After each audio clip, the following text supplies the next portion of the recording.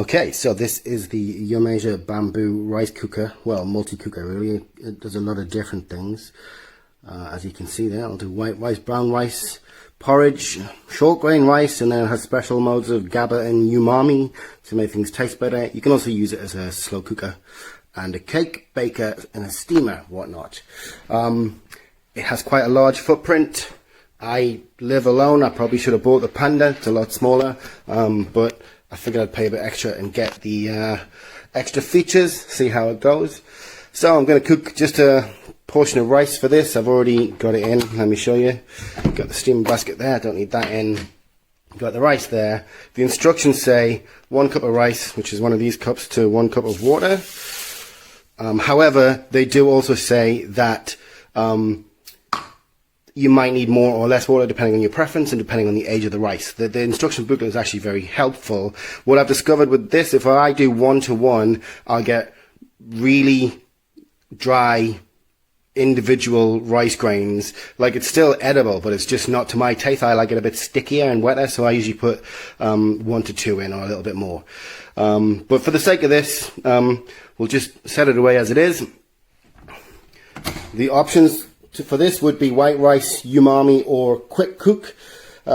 Quick cook is just like maybe 7 to 10 minutes quicker, not even 10, 7 or 8 minutes quicker than the normal white rice setting.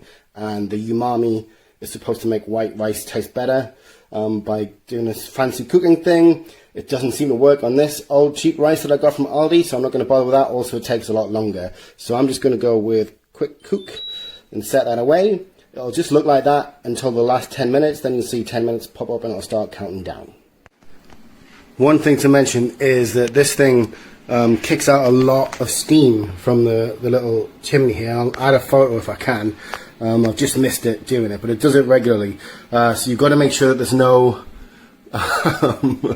units above it, otherwise they will become very damp. Okay, so we got 6 minutes left. I am going to pop some broccoli into steam. I'm just going to pop it open, whack that in, close the lid, and let it be. That's usually enough for broccoli. So, it's ready now.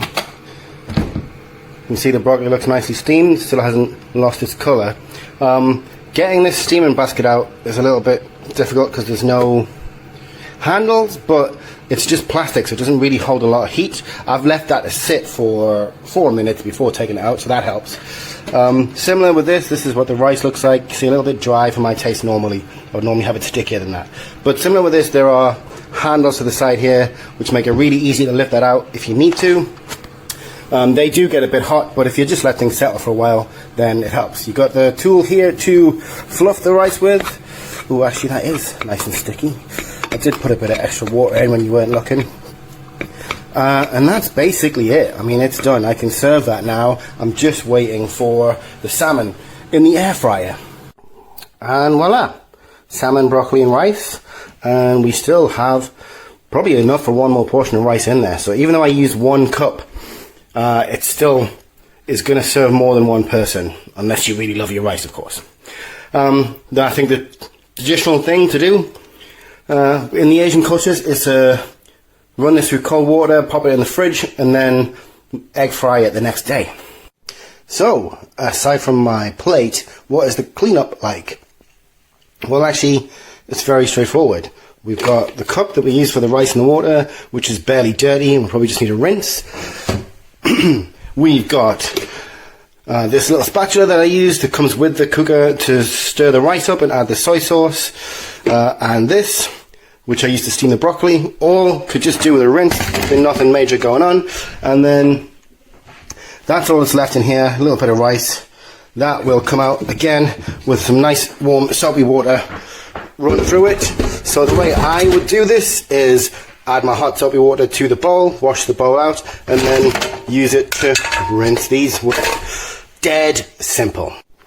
One last thing to mention is this thing here would also want to be rinsed, maybe not necessarily after every cook, but certainly regularly. It's very easy to release. Just lift that up, that'll come down, and then you take that over to the sink and rinse it. And then it just pops back in the same way. Just stick it at the bottom and just push against that clip, and it's in. Done.